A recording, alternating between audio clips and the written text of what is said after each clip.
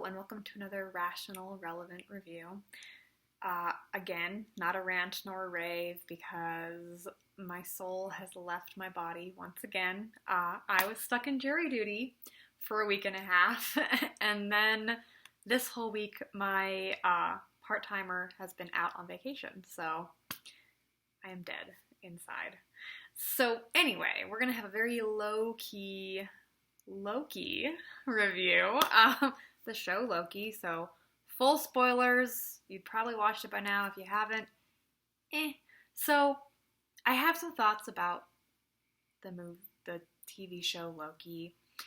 I didn't really care about it at first because Disney Plus is like, here's a 5 million shows about characters who you're like, I mean, I like Loki in the movies. Okay, I always like the kind of chaotic. They're bad, but they're likable, and you're hoping that maybe they'll become good. That kind of character is my jam. And when WandaVision came out, the premise, a lot of other people were like, that sounds like a weird premise. I was like, this premise sounds amazing. And it was pretty good. I would say my only real issue with WandaVision was like the cartoonishly evil villain. Not Agatha, but the random military dude. Like, it was just stupid. It didn't make sense. Also, his actions did not make sense to me for a number of reasons. But we're not reviewing that show because I don't feel like it. Falcon Winter Soldier, I absolutely didn't care one way or the other. That show was a real mixed bag. Everyone at this point has said how silly it is of them to say, don't call her a terrorist, when she literally was, like, killing people. Innocent people, and like didn't have a plan actually for what she wanted, and the fact that at the end of the show they say Captain America and the Winter Soldier when it should have been Captain America and the White Wolf, like, and again, Disney is frustrating. That is the word for this new iteration of, okay, you had like classic Disney, and then you had this weird period after, I want to say, I don't know, after, like, Sleeping Beauty, there was a weird, long time of not so great movies, except for The Great Mouse Detective. Yeah, and Rescuers Down Under. Very questionable choices. And then you had the Disney Renaissance, and it was a beautiful, perfect time full of gorgeously animated movies. And then I think there was another slip. I want to say Mike Eisner was in charge, and it wasn't so great. And then you had a beautiful revival, where John Lasseter kind of helped to take over and make good movies again. So, and now we're in the dark times. The dark times where Disney is like only concerned with making money. In their movies, they make extremely questionable choices. Again, most Disney movies are not bad, with the exception of Frozen. They're just frustrating. Like, why did you make those choices? Why did you do that instead of this obvious thing that you should have done?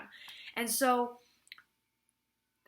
if you watched last time, I talked about Raya being super annoying. Loki was similar. I didn't dislike it, but we'll talk about it. So, Loki, didn't really care. Watched WandaVision, watched Winter Soldier. Then I was like, Loki, whatever, I don't care. And then I saw the preview, and I was like, Time Cops?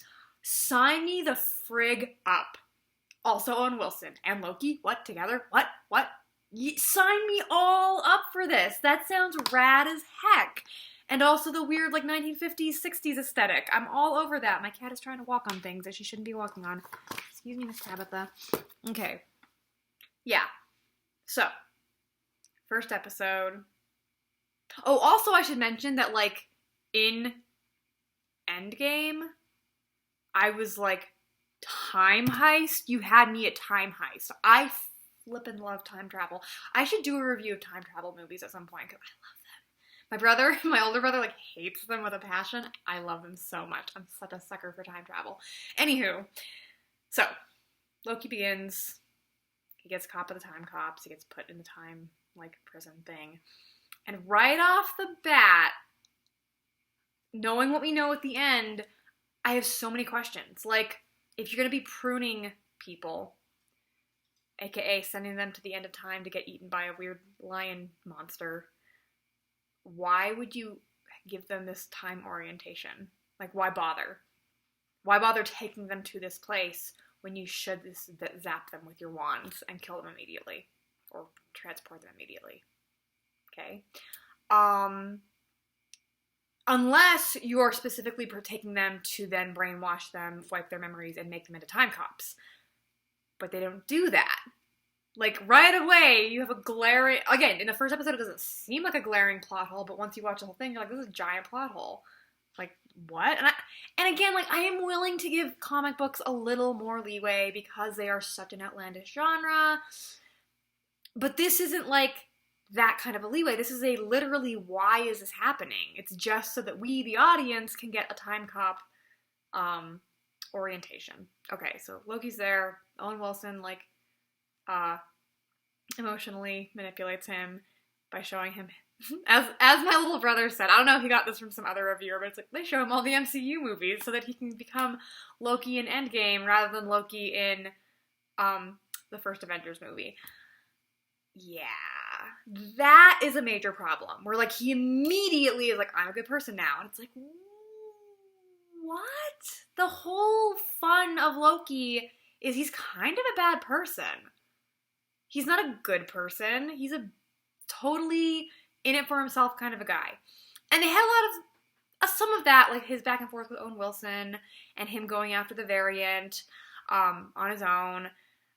But, like, I feel as if you're going to have this 6-episode series, we shouldn't know until the 6th episode whether or not he is truly scheming something and planning to take over and betray her or not. Like, we should never know. Whereas in the end of the first episode, I'm like, I guess he's on their side now. I mean, like, yeah, he's like, oh, he's going to take over, but I'm like, doubtful. You know what? He's just too good. He's, again, in the MCU movies, you have Loki in Endgame, no, not Endgame, Avengers, and then Thor 2, I think, or I don't remember what order they go in. I'm going to say Avengers, Thor 2, Ragnarok, and then Endgame. I'm like, that's a lot of growth. Whereas in Loki the show, they're like, we're just going to show him all the MCU movies and give him that growth. And I'm like, really? And, like, his motivation, I guess, is annoying. Like, his motivation could be, like, take over the time cops and rule the universe. That would be interesting. Or maybe his motivation is to change the time so he won't die with Thanos and or he won't end up, like, getting his mom killed. That would be cool. But, like, I don't know. It didn't care. And then we have the second episode. Okay, riddle me this, because I watched it, and then I thought about it, and I was like, wait a minute, because in the second episode, we find out that the variant is him, or her, rather. It's a Loki, which is really cool. As soon as they said that, I was like, I'm so down for this. I'm so excited. It's a Loki.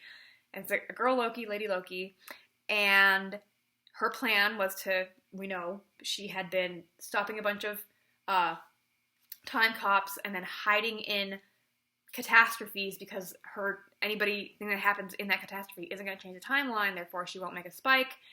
And she's been stealing the little reset bulb things that the time cops have. I'm sorry I'm not using any of the terminology from the actual show. I don't remember any of it. But you know, the little orange time reset bulbs. And she steals all of those, and she makes this she basically bombs the sacred timeline and makes all of these spikes go off because she's resetting everything all at once. And I get that she's resetting it during an apocalypse. An apocalypse, like a little mini one, because it's a place that gets wiped out in a storm or something.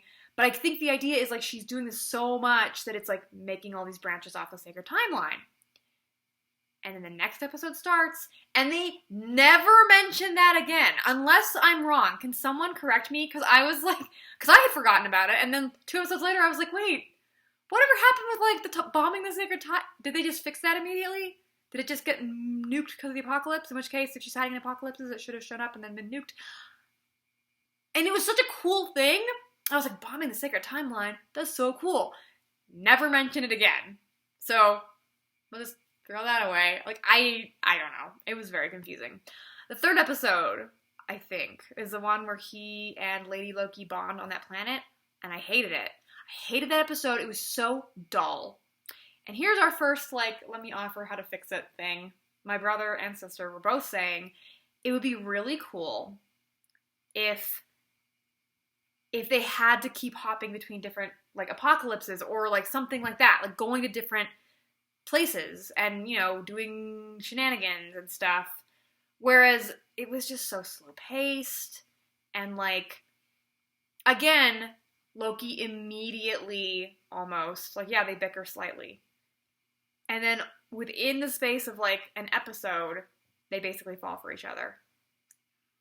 I know, it's very frustrating. She meowed. I don't know if you hear that. But if I was writing it, it would take, like, 3, 4, 5 episodes for them to fall for each other. It wouldn't be immediate, because Lokis are mean. Lokis should not like each other. They should be antagonistic. Like, that's their way, okay? Yeah, not a fan. Very annoyed. Like, I just didn't care about that episode. It was way too slow and annoying. 4th episode is when they're back in the time cop thing. That part was actually interesting. They have a little, like, time loop prison where they, like, make you relive an annoying and or painful memory. We find out that the sacred timeline 3 dudes are fake. They're robots. Yeah, that whole episode was actually interesting. I was like, I'm on board. We find out, I think we actually, originally, the episode before that is when we find out that all the time cops are actually variants. And then there's kind of some dealing with that, like yeah. Anyway, episode 4 was good. Episode 5 was good. With the End of Time, which reminded me of Chrono Trigger, if anyone's ever played that game, The End of Time. I told my dad, when he was like, where do you think they're getting zapped to? And I was like, I bet they're getting zapped to the End of Time! And he was like, because I play Chrono Trigger. I don't know, I have problems. That was so entertaining because of all the different Lokis and Alligator Loki. Whoever in the writing group was like, we're going to have an Alligator Loki, and every time we have a reaction shot where we show the different Lokis reacting, we're going to show the alligator just blinking. So good. I loved old Loki with, like, the comic book costume. And again, other idea for a story. Again, like, obviously this is completely different, but it would be really cool if you had, like, that Loki and regular, like, young Loki from Avengers going on an adventure, because you have the old nice Loki who's learned his lesson, and then you have the young obnoxious Loki who hasn't. Like, that would be cool. Since you have different timelines, you just make as many spin-offs as you want. Make all the Loki shows. But yeah, I don't know. That episode was fun. I love the part when all the Lokis show up and immediately just fight each other and betray each other, because, like, they're Lokis, and that's what they do. I did like the, like, Sylvie and Loki having to hold hands and use their magic together, because I'm a giant sucker for people holding hands and using magic together. Read my books, people. Yeah, I liked that. I was like, this is good. And again, if I was writing it, you wouldn't necessarily know if they're all on board with each other or not, and you wouldn't know if they like each other 100% or not. Like, it would be like, obviously it's building up, and you can kind of see, and they probably do, but it should always be in the back of your mind, is one of them going to betray the other? Is he going to betray her to, like, try and become the head of the sacred timeline or something, you know? Like, that should be in the back of your mind. Loki should be a hero antagonist, or a villain protagonist, a villain, one of those, okay? Yeah. So, then we come to the 6th episode, and this is a super spoiler review. I already said that. YOLO. This is just me venting my frustrations, I guess. Oh yeah, Owen Wilson's okay. He comes back. I wish there'd been more with him. Like, I just love him. I love him as a character. And I wish that, like, again, like, I don't know what I wanted. I just wanted more with him. Yeah. I feel like you shouldn't have known if he was a good guy or not. Because like, in the first couple episodes, I was like, is he good? And I was like, oh, he's good, okay. But I don't know. I like when you don't really know anyone's motivations all the way. I do love that, was it the big time cop lady? When she kidnaps her other time cops and, like, shows them the head lady judge time cop. I don't know any of their names, I'm sorry. The lady head judge time cop, like, shows her as a variant, not a variant in real life, to show them, like, we're all variants. That was cool. Okay, so the end of time, they go to the little castle where King the Conqueror, apparently, I found out from the internet. I didn't know who that was, but I was like, oh, that's cool. What a cool guy. I like his actor. I like his, like, crazy mannerisms. What I did not love was the pacing of that scene. And the filming of that scene, who allowed this to happen? There's a part where he's giving his villain monologue, and the camera pans in on him giving the villain monologue slowly, and then it slowly pans back out to, like, the back of Sylvie and Loki's heads. And then, just to really bring it home, it starts panning in on him again. And my sister told me, she went to film school, she's like, that's called, like, unmotivated camera movements, and it's obnoxious. And I was like, I just know it's obnoxious because it really shows the audience how long this is taking. And it was so annoying. It really bothered me. Yeah, not a fan.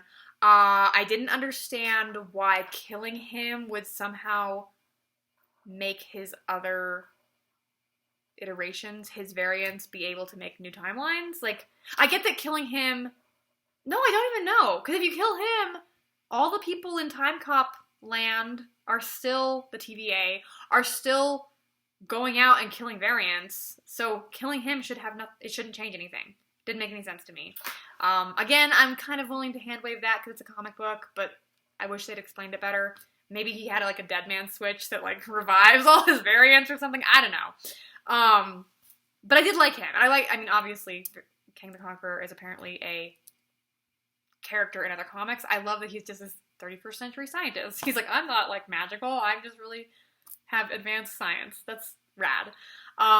Things I did not like in this scene. I did not like how, again, if I was writing it, this would be the scene where, like, Sylvie's like, you betrayed me, but you know, actually, oh no, he isn't trying to, like, take over the sacred timeline because he wants to be bad. It's because he thinks it's bad for her. Like, and you finally be like, oh, I like her.